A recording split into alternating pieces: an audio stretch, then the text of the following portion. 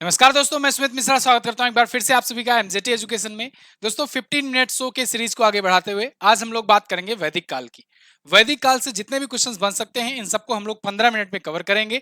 ये सीरीज बहुत ही इंपॉर्टेंट है। इससे पहले की क्लास में हम लोगों ने सिंधु घाटी सभ्यता को देखा था और आने वाली क्लासेस में बहुत सारे पॉइंट्स हम लोग कवर करने वाले हैं। 15 मिनट में जितने भी इंपॉर्टेंट क्वेश्चंस बन सकते हैं जीरो लेवल से लेकर के पूरा हाईएस्ट लेवल तक वो सब हम लोग कवर करेंगे। एमजेटी ऐप पर इसकी पीडीएफ मिलेगी, वहीं पर मैं इसकी क्विज भी डलवा दूंगा, तो आप क्विज सेक्शन में जाकर के क्विज भी इसकी सॉल्व कर सकते हो बिल्कुल फ्री ऑफ कॉस्ट। तो MJT app Google play store से जरूर डाउनलोड करके रखो। टेलीग्राम ग्रुप भी ज्वाइन कर लो, यहाँ पर भी पीडीएफ वगैरह भेजी जाती है। तो शुरू करते हैं। पहला क्वेश्चन आपके सामने है, पूर्व वैदिक या ऋग वैदिक संस्कृति का काल कब से कब तक माना जाता है? तो देखिएगा, ऋग वैदिक संस्कृत जो है वो माना जाता है 1500 से 1000 ईसा पूर्व तक के समय काल को। 1500 से लेकर के 600 ईसा पूर्व तक चला था वैदिक काल। और इस वैदिक काल में 1500 से 1000 तक चला था ऋग वैदिक काल चला था। और उसके बाद फिर 1000 से 600 ईसा पूर्व तक, देखिए 1000 से 600 ईसा पूर्व भी ऑप्शन जो है यहाँ पर उत्तर वैदिक काल चला था। उत्तर वैदिक काल चला था, यानी कि वैदिक काल को हम लोग दो पार्ट में डिवाइड कर सकते हैं, ऋग वैदिक काल और उत्तर वैदिक काल। ठीक है, टोटल 1500 से 600 ईसा पूर्व तक चला था। आर्य शब्द का शाब्दिक अर्थ क्या होता है?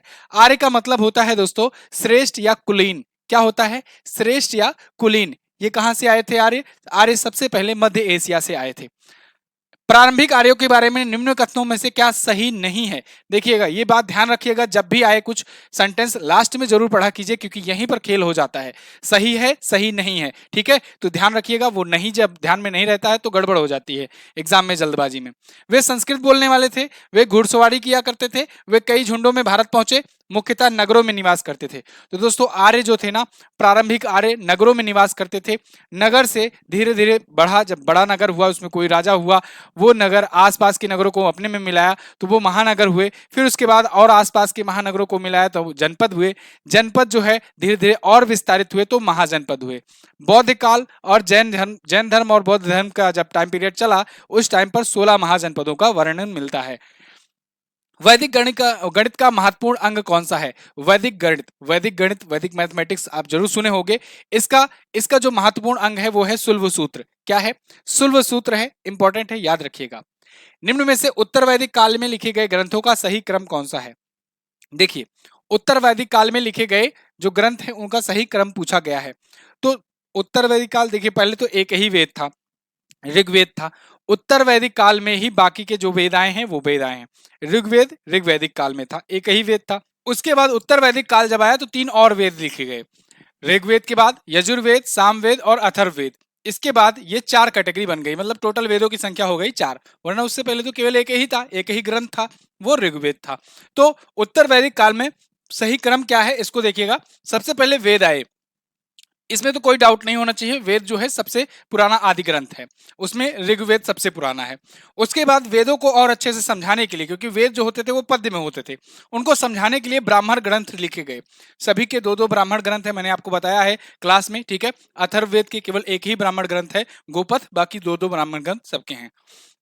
फिर अरण्यक और उपनिषद लिखे गए, ये वेद के बाद इसकी रचना हुई, तो ये सही क्रम है आपका। भारत के राज चिन्ह में प्रयुक्त होने वाले शब्द सत्यमेव जयते कहां से लिया गया है? तो सत्यमेव जयते दोस्तों ये लिया गया है अथर्ववेद के उपनिषद से। अथर्ववेद में 3 उपनिषद हैं, उन 3 उपनिषदों में से एक उपनिषद है मुंडकोपनिषद, और उस मुंडकोपनिषद से लिया गया है क्या? सत्यमेव जयते, जो अपने राष्ट्रीय चिन्ह के नीचे लिखा गया रहता है। तो कहां से लिया गया है? ये मुंडकोपनिषद से लिया गया है। मुंडकोपनिषद किसका उपनिषद है? तो आप बताएंगे अथर्ववेद का, अथर्ववेद का। अगला, ऋग्वैदिक आर्यों का मुख्य व्यवसाय क्या था?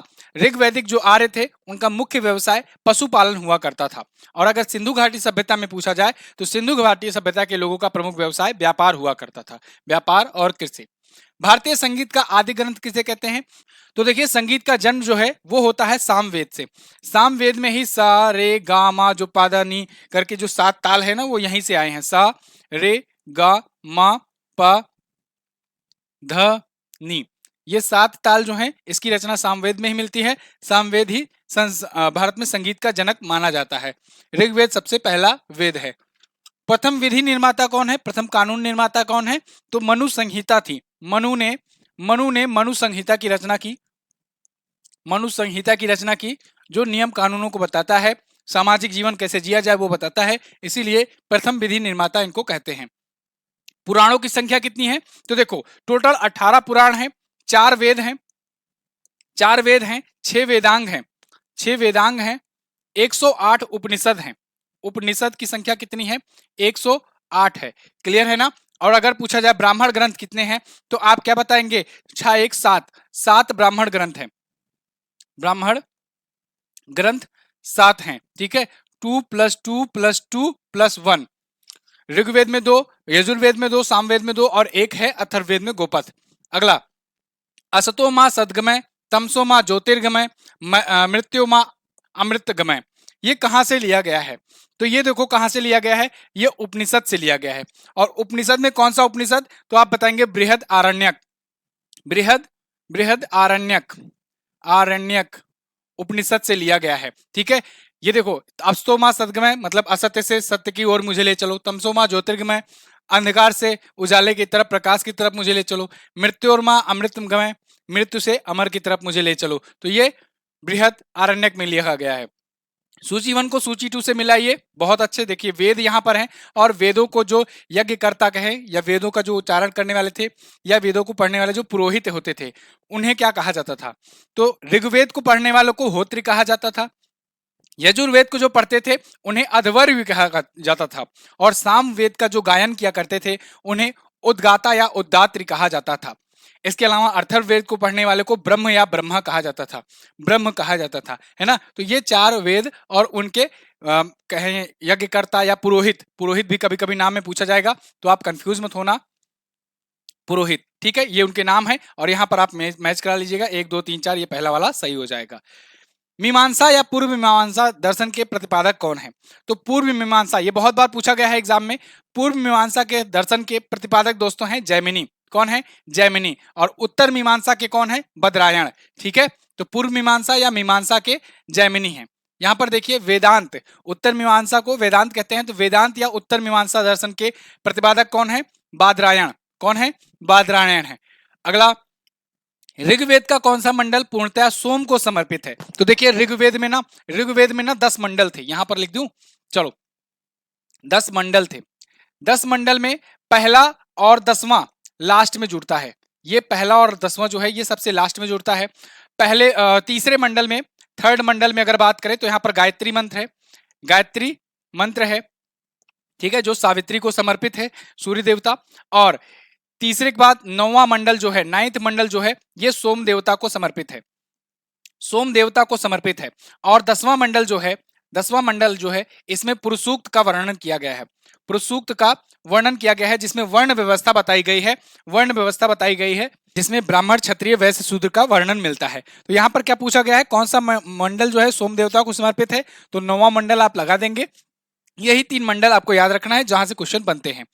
गायत्री मंत्र, ये देखिए किस पुस्तक में मिलता है? तो आप बताइएगा। गायत्री मंत्र ऋग्वेद में मिलता है, और ऋग्वेद में भी अगर पूछा जाए किस मंडल में मिलता है, तो ऋग्वेद में आप बताएंगे किस मंडल में मिलता है? ऋग्वेद में मिलता है तीसरे मंडल में, 3rd मंडल में मिलता है। ठीक है, और किसको समर्पित है? तो आप बताएंगे सावित्री को, सावित्री को समर्पित है। ठीक है, सावित्री को समर्पित है गायत्री मंत्र। गायत्री मंत्र ओम भूर्भुवः स्वः तत्सवितुर्वरेण्यं भर्गो देवस्य धीमहि धियो यो न प्रचोदयात्। अगला, निम्न में से किसका संकलन ऋग्वेद पर आधारित है? किसका संकलन ऋग्वेद पर आधारित है? तो देखिए ये इंपॉर्टेंट क्वेश्चन है और इंटरेस्टिंग है। एक्चुअली में सामवेद जो है ना, सामवेद जो है ये कॉपी पेस्ट है, कॉपी पेस्ट है, कॉपी पेस्ट है। किसका कॉपी पेस्ट है? ऋग्वेद का। इसमें इसका खुद का केवल 99 मंत्र है, केवल 99 मंत्र जो है इसका खुद का है, और बाकी का बाकी सभी जो है ऋग्वेद से ये लोग कॉपी पेस्ट किए हुए हैं। ठीक है, सामवेद वाले। अगला, चरक संहिता नामक पुस्तक किससे संबंधित है? तो चरक संहिता, आप देखो, आप सुने होंगे कि चरक संहिता में चिकित्सा के बारे में हमारे यहाँ वेदों में बहुत पहले ही लिखा गया था, चरक संहिता में वर्णन मिलता है।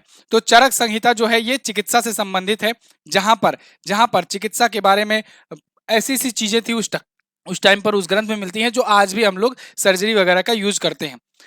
निम्न में से देखिए मैच कराइए फिर से, उपवेद किन किन वेदों के, यहाँ पर वेदों का लिस्ट है, वेद का लिस्ट है और यहाँ उपवेद का लिस्ट है। ये भी क्वेश्चन पूछा जाता है। देखो टेबल वाला क्वेश्चन लेने से ना 4 क्वेश्चन एक साथ आपका तैयार होता है। तो देखिए ऋग्वेद का उपवेद कौन सा था? ऋग्वेद का उपवेद जो है ये आयुर्वेद है। यजुर्वेद का धनुर्वेद, देखो बिल्कुल सीधा सीधा लिखा भी गया है, कोई दिक्कत नहीं, आपको याद नहीं करना है।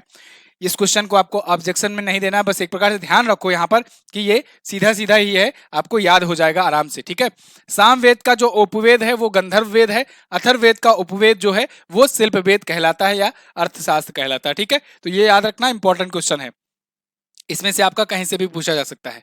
किस वेद में जादुई माया और वशीकरण का मिलता है वर्णन? तो देखिए जादू टोना तंत्र मंत्र, तंत्र व्यवस्था, तांत्रिक व्यवस्था, जादुई माया, वशीकरण, ये सभी कहां पर मिलता है? अथर्व वेद में मिलता है, जो चौथा वेद है। अच्छा, अगर आप लोग हमसे डिटेल में पढ़ना चाहते हैं, ये तो ऑब्जेक्टिव है, डिटेल में अगर पढ़ना चाहते हैं तो इतिहास ही नहीं बल्कि सारे सब्जेक्ट, इकोनॉमी, पॉलिटी और ये science, computer, static, GK, current affair, सारा कुछ आपको यहाँ पर पढ़ाया जा रहा है जीएस सफलता बैच 2.0 में। आप लोग इस बैच को ज्वाइन कीजिए जल्द से जल्द। अभी ऑफर है, अब अगर आप कूपन कोड यूज करते हो ना GS20 तो आपको 20% का डिस्काउंट भी मिलेगा। एमजेटी ऐप पर आपको ये बैच मिलेगा। MJT app Google play store से डाउनलोड कीजिए। अगला, आर्य भारत में संभवतः कहां से आए थे? शुरुआत में ही मैंने आपको बताया, ये मध्य एशिया से आए थे। कहां से? मध्य एशिया से आए थे। कौन सा वेद अंशतः गद्य रूप में भी रचित है? तो देखो यजुर्वेद जो है ये गद्य और पद्य दोनों में है, गद्य और पद्य दोनों में मिलता है। इसका वर्णन ये याद रखना, यजुर्वेद है जो अंशतः गद्य में और अंशतः पद्य में है। सभा और समिति, प्रजापति की 2 पुत्रियां थी, इसका उल्लेख कहां पर किया गया है? देखो प्रजापति जो है ना ये सबसे श्रेष्ठ भगवान कहे जाते थे, वहां पर सबसे श्रेष्ठ माने गए हैं वैदिक काल में। वैदिक काल में सबसे श्रेष्ठ प्रजापति माने गए हैं और इनकी 2 पुत्रियां सभा और समिति को माना गया है। इसका वर्णन मिलता है अथर्ववेद में। कहां पर मिलता है? अथर्ववेद में मिलता है, याद रखना, इंपॉर्टेंट है। इसके बाद ब्राह्मण ग्रंथों में सर्वाधिक प्राचीन कौन सा है? तो ब्राह्मण ग्रंथों में सर्वाधिक प्राचीन अगर पूछा जाए तो आप बताएंगे शतपथ। शतपथ ब्राह्मण जो है ये सबसे प्राचीन है।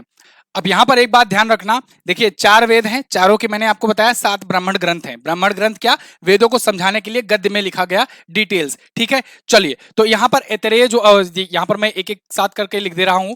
ऋग्वेद जो है इसके 2 हैं, कौन कौन है? ऐतरेय है और क्या है? संखायन या कौसतकीय। संखायन जो है ये ऋग्वेद का है। यजुर्वेद का अगर बात करें, यजुर्वेद की अगर बात करें तो यहां पर तैत्तिरीय, शतपथ ये इसके हैं। इसके बाद सामवेद की अगर बात करें तो बहुत आसान है, सामवेद का सबसे आसान है पंचविश और खड्डविश। पंचविश और खड्डविश, ठीक है। और इसके बाद अगर पूछा जाए अथर्ववेद का कौन है, तो अथर्ववेद का कौन सा है? अथर्ववेद का है गोपथ ब्राह्मण इसका एकमात्र ब्राह्मण है, ठीक है। तो अब आप सोचोगे कि सबसे पहले तो ऋग्वेद लिखा गया है, तो सबसे पहले ऋग्वेद में से कौन सा प्राचीन ग्रंथ जो ब्राह्मण ग्रंथ है वो उसका होना चाहिए। ये बहुत सारे लोग सोच करके लगा देते हैं और ऐतरेय लगा देते हैं, लेकिन गलत हो जाएगा। कोई जरूरी नहीं है, क्योंकि मैंने आपको बताया वेदों की रचना कर दी गई, वेदों को समझाने के लिए तब ब्राह्मण ग्रंथों की रचना की गई। तो ब्राह्मण ग्रंथों में सबसे पुराना ब्राह्मण ग्रंथ कौन सा है, ये क्वेश्चन पूछा गया है। अब इसमें हो सकता है यजुर्वेद से शुरुआत किए हूं, उसके बाद ऋग्वेद को ट्रांसलेट किए हूं गद्य में, है ना। तो यहां पर शतपथ ब्राह्मण सबसे पुराना है, लेकिन ये किसका है? यजुर्वेद का है। किसका है? यजुर्वेद का है, याद रहेगा। अगला, गोत्र का प्रचलन कब से हुआ? तो गोत्र का प्रचलन जो है ये कब से हुआ? ये हुआ उत्तर वैदिक काल में। गोत्र जो है उत्तर वैदिक काल में शुरुआत हुई इसकी, क्लियर। अगला, आदि काव्य की संज्ञा किसे दी गई है? तो आदि काव्य किसे कहा जाता है? रामायण को कहा जाता है। रामायण को महर्षि वाल्मीकि ने लिखा था। महर्षि वाल्मीकि ने रामायण की रचना की थी। वेद व्यास ने महाभारत की रचना की थी, ठीक है। अगला, प्राचीनतम पुराण कौन सा है? तो देखिए टोटल पुराणों की संख्या है 18 और 18 में मत्स्य पुराण जो है ये सबसे पुराना है। मत्स्य पुराण ये सबसे पुराना पुराण माना जाता है। पुराणों में अपने इतिहास की सिस्टमैटिक ढंग से और बहुत ही व्यवस्थित तरीके से पूरा का पूरा इतिहास की जानकारी मिलती है। ऋग्वेद में सबसे पवित्र नदी किसे माना गया है? तो देखिए ऋग्वेद के टाइम पर सबसे पवित्र नदी जो है वो माना जाता था किसे? सरस्वती को। तो बी ऑप्शन आप लगा देंगे। ऋग्वैदिक काल के उस सबसे प्रधान देवता की पहचान करें जिसकी स्तुति में 250 सूक्तों की रचना की गई है। तो प्रधान देवता कौन से थे जिनके सम्मान में, जिनके लिए 250 सूक्तों की ऋग्वैदिक काल में रचना मिलती है? तो वो थे इंद्र। इंद्र देवता थे। ठीक है, सबसे ज्यादा इन्हीं के रूप में मिलता है। उत्तर वैदिक काल में किस देवता को सर्वोच्च स्थान प्राप्त था? मैंने आपको बताया उत्तर वैदिक काल में सबसे सर्वोच्च स्थान प्रजापति, और प्रजापति की दो पुत्रियां सभा और समिति, सभा और समिति। ठीक है, ये वर्णन कहां पर मिलता है? उत्तर वैदिक काल के लास्ट वाला वेद यानी कि अथर्ववेद में। ध्यान रहे, ऋग्वैदिक काल में केवल ऋग्वेद लिखा गया था, उत्तर वैदिक काल में बाकी 3 वेद लिखे गए, यजुर्वेद, सामवेद और अथर्ववेद। तो ये थे क्वेश्चन दोस्तों ऋग्वैदिक काल से, सॉरी वैदिक काल से। आई होप आपको ये वीडियो पसंद आई होगी, और अगर आप पेड बैच हमारा लेना चाहते हो पूरा थ्योरी बैच डिटेल के साथ, उसमें भी प्रैक्टिस कराया जाएगा और उसके बाद ये डिटेल्स तो रहेगा ही, तो आप हमारा जीएस सफलता बैच ज्वाइन कर सकते हो। एमजेटी ऐप पर जाकर के कूपन कोड यूज करना है GS20, आपको मिल जाएगा 20% का डिस्काउंट। जल्दी कीजिए, एमजेटी ऐप पर जाइए, मोस्ट पॉपुलर बैच है ये, इसे ज्वाइन कीजिए और इस नए चैनल को भी सब्सक्राइब कीजिए क्योंकि इसी पर बाकी वीडियोस आएंगी। थैंक यू सो मच, मिलेंगे अगली वीडियो में, तब तक के लिए नमस्कार, जय हिंद, वंदे मातरम।